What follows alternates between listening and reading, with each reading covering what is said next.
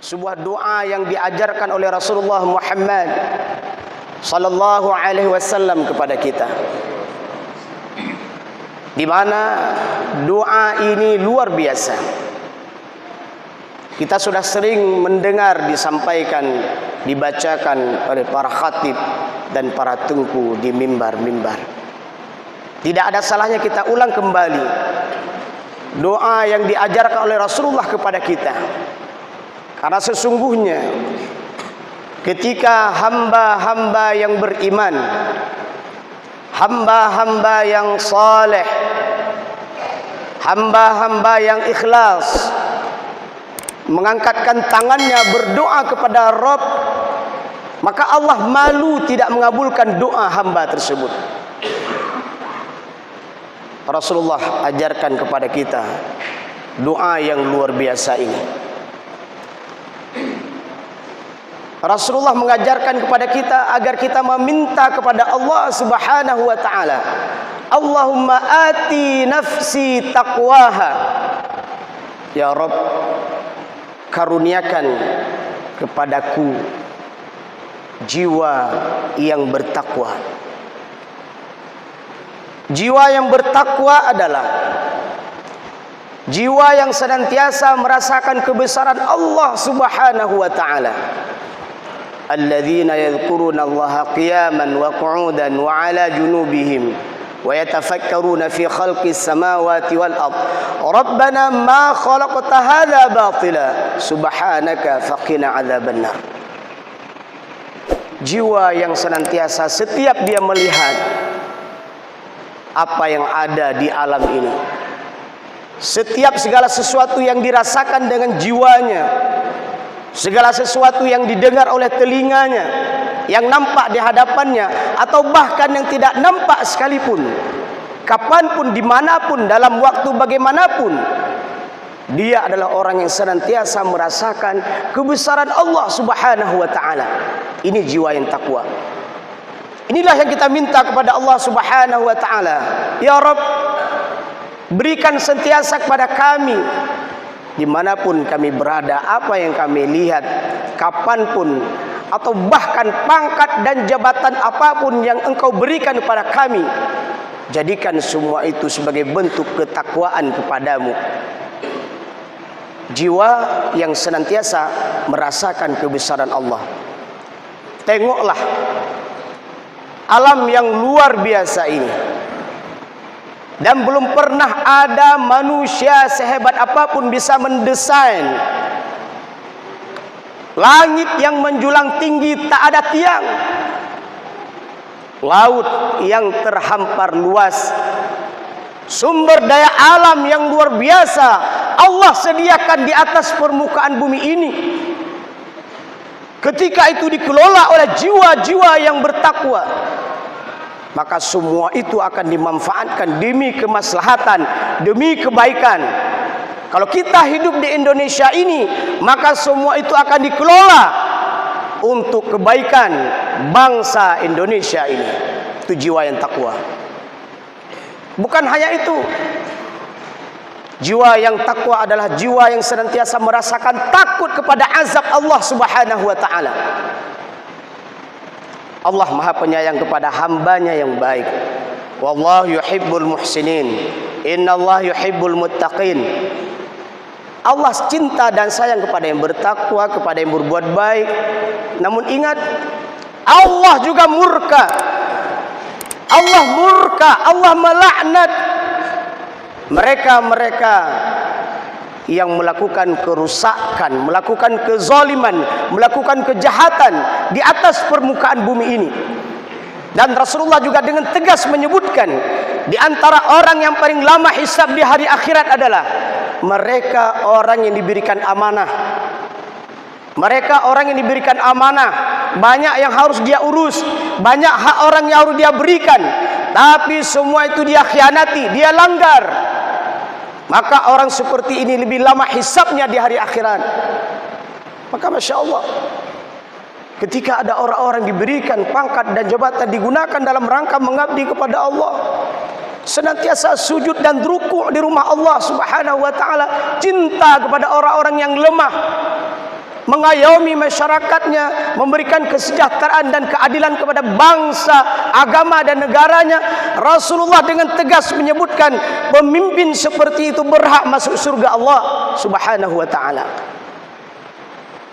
Jiwa yang takwa adalah jiwa yang takut kepada murka Allah. Maka berhati-hatilah, pelihara lisan kita. Jangan sampai ketika kita berbicara ternyata lisan kita mendatangkan murka Allah Subhanahu wa taala. Pelihara penglihatan kita. Jangan sampai ternyata apa yang kita lihat mendatangkan murka Allah Subhanahu wa taala. Pelihara telinga kita. Jangan sampai dengan telinga tersebut mendatangkan murka Allah. Pelihara tangan kita. Jangan sampai tangan tersebut mendatangkan murka Allah. Pelihara langkah dan kaki kita. Jangan sampai langkah kaki kita itu mendatangkan murka Allah. Pelihara setiap kehendak hati kita. Jangan pernah berniat kecuali yang baik-baik saja. Itu ciri khas pertama jiwa yang bertakwa. Merasakan kebesaran Allah dan takut akan murka Allah. Yang kedua, ciri jiwa yang bertakwa ini adalah jiwa yang senantiasa taat. Allah menyebutkan di dalam Al-Quran, wal qanitin wal qanitat, laki-laki dan perempuan yang selalu taat kepada Allah. Maka kita berdoa kepada Allah Subhanahu wa taala. Jamaah subuh seperti ini kita hidupkan setiap subuhnya. Dan kalau ini kita dawamkan, kalau kita biasakan, tidak menutup kemungkinan saat Allah menjemput nyawa kita, saat dicabutnya nyawa kita, kita dalam keadaan bersujud ruku kepada Allah Subhanahu wa taala. Dan bersyukur kita di Aceh ini. Insyaallah di seluruh dunia ternyata masjid sangat indah. Masjid melahirkan kedamaian. Masjid melahirkan persatuan. Masjid melahirkan kesejukan. Maka kita bersyukur kepada Allah. Hari ini Allah berikan kekuatan kita untuk melangkahkan kaki kita di masjid. Dan kita berharap dan berdoa kepada Allah semoga masjid menjadi ikon persatuan. Dan bahkan Rasulullah dan para sahabat membangkitkan ekonomi di masjid. Dan bahkan Rasulullah SAW membentuk tentara-tentara, polisi-polisi di masjid. Semuanya Rasulullah dilakukan dimulai dari masjid. Masya Allah. Semoga mereka yang telah mewakafkan ide, pikiran, harta, yang telah diinfakkan ke rumah Allah yang indah seperti ini, sehingga semua orang yang masuk ke dalamnya merasa tentram, merasa damai, merasa bahagia, akan bernilai amal jariah di sisi Allah Subhanahu wa taala. Maka imam yang barusan tadi adalah imam muda. Dan kita berdoa kepada Allah Subhanahu wa taala akan lahir tokoh-tokoh hebat, tokoh-tokoh muda, agamawan dan negarawan. Mereka-mereka yang taat kepada Allah juga adalah mereka orang yang senantiasa memberikan kebaikan pada bangsa, agama dan negaranya. Ciri orang yang bertakwa ini adalah mereka yang senantiasa taat kapanpun, dimanapun. Maka kita berharap dan berdoa, presiden ke depan, presiden yang akan datang, itu lahirnya di masjid. Panglima Kapolri TNI itu lahirnya di masjid. Ahli-ahli ekonomi yang hebat itu lahirnya di masjid. Gubernur, bupati, wali kota, Pak Gisi, Kuhaput, Kuhalapan, Kuhati Kuring, itu lahirnya di masjid. Maka anak-anak yang kita bawa hari ini ke masjid, Masya Allah, keluarga yang hadir ke masjid, inilah yang akan memberikan pencerahan, kebaikan, masa depan bangsa Indonesia ini. Tanya pada orang itu mungkin hanaleta. Kita sudah selesai pangkat, kita sudah selesai, kita sudah pensiun. Alhamdulillah kalau masih hidup. Maka didik generasi kita jadi generasi yang cinta masjid. Masya Allah. Ciri khas jiwa yang bertakwa yang ketiga adalah mereka yang senantiasa mengharapkan ridha Allah Subhanahu wa taala. Dalam sebuah hadis Rasul bersabda, tidaklah seseorang yang keluar dari rumahnya dengan niat mulia, niat baik, ingin membantu orang, ingin mensejahterakan orang, maka ada malaikat yang sudah menunggu di depan rumahnya. Masya Allah, ini luar biasa hadis ini. Malaikat tersebut mengawal orang tersebut sampai ke tempat tujuan dan kembali lagi ke rumahnya dengan sejahtera. Masya Allah, Bapak Ibu tadi berangkat dari rumah dengan niat yang baik untuk memakmurkan masjid. Malaikat diutus oleh Allah Subhanahu wa taala mengawal kita sampai kita pulang kembali. Tapi sebaliknya kata Rasulullah, seseorang yang sebelum berangkat dari rumahnya dengan niat yang tidak baik, maka syaitan pun sudah menunggu di depan rumah tersebut, mengawal orang tersebut sampai ke tempat kerjanya dan kembali ke rumahnya. Kalau ditanya kira-kira Bapak Ibu pilih yang mana? Yang pertama, Masya Allah, keluar dikawal oleh malaikat. Kalau itu yang kita inginkan, tanyakan pada niat kita. Niat kita keluar dari rumah untuk apa? Kalau baik, maka dikawal malaikat. Biasanya kalau jam 2 malam kita bangun untuk tahajud. Ada juga manusia yang bangun di tengah malam bukan tahajud, niatnya tidak baik. Siapa yang kawal? Syaitan. Maka pekerjaannya pun seperti syaitan. Jamaah rahimakumullah. Yang kedua, kita meminta kepada Allah Subhanahu wa taala dalam doa kita adalah anta khairum man zakkaha, karena Allah Subhanahu wa taala adalah sebaik-baik yang membersihkan jiwa kita. Jiwa kita ini kotor. Banyak penyakit dalam diri kita. Iri, dengki, khianat, hasad, dan penyakit-penyakit yang lainnya.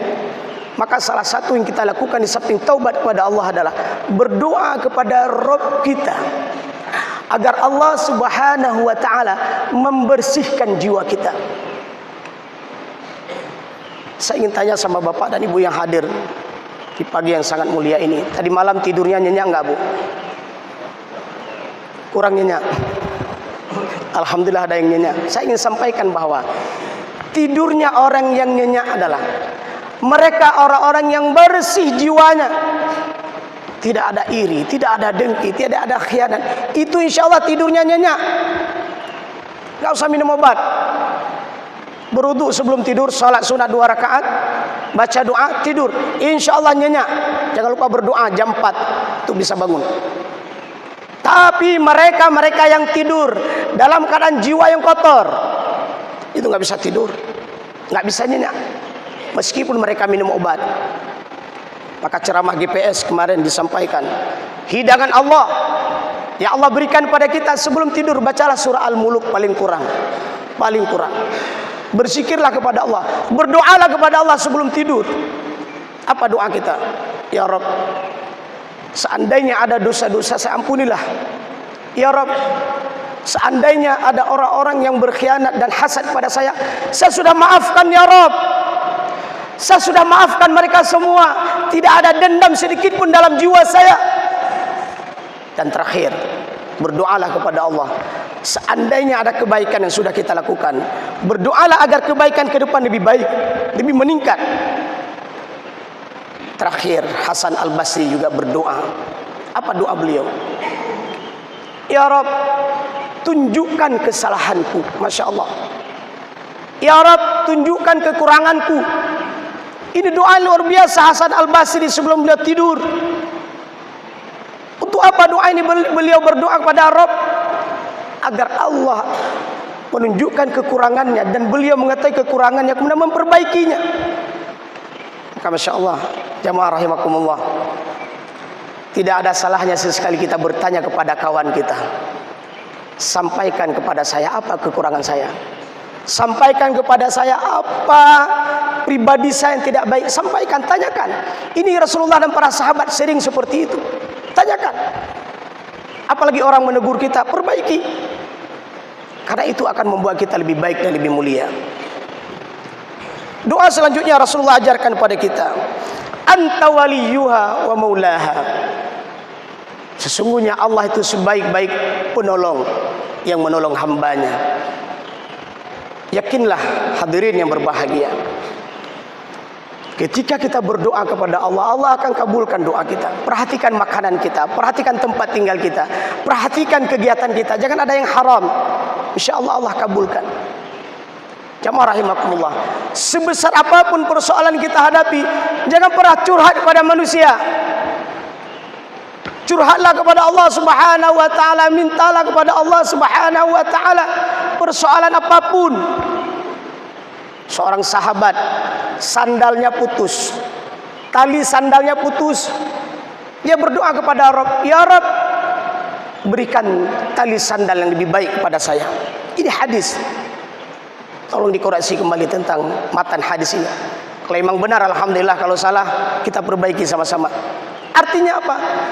Persoalan tali sandal saja disuruh minta kepada Allah, apalagi persoalan yang lebih besar, persoalan bangsa, persoalan agama, persoalan negara.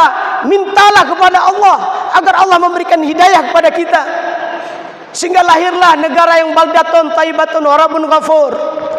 Lahirlah bisnis-bisnis yang mulia, lahirlah masyarakat yang mulia. Alhamdulillah, kehadiran keluarga-keluarga yang soleh hari ini, semoga ini membentuk keluarga yang soleh di rumah kita. Minta kepada Allah. Allah sebaik-baik penolong, Allah sebaik-baik pelindung. Dalam sebuah kisah hadis disebutkan, ketika ada seorang laki-laki dirampok, kemudian dia minta waktu jeda sejenak untuk salat. Masya Allah. Wasta'inu bisabri wassalah, ayat dibacakan tadi. Untuk salat. Setelah salat dia berdoa. Apa yang terjadi? Terlihat di sebuah sudut, di sebuah tempat, di sebuah lokasi muncul, ya, muncul pertolongan Allah. Orang yang berkuda dengan jubah putih menghunus pedang dan langsung membunuh semua perampok-perampok itu. Masya Allah. Apalagi doa yang dipanjatkan oleh orang yang beriman pada Allah, orang yang senantiasa taat pada Allah, maka doa mereka akan dijabah oleh Allah Subhanahu wa taala. Semoga bermanfaat. Assalamualaikum warahmatullahi wabarakatuh.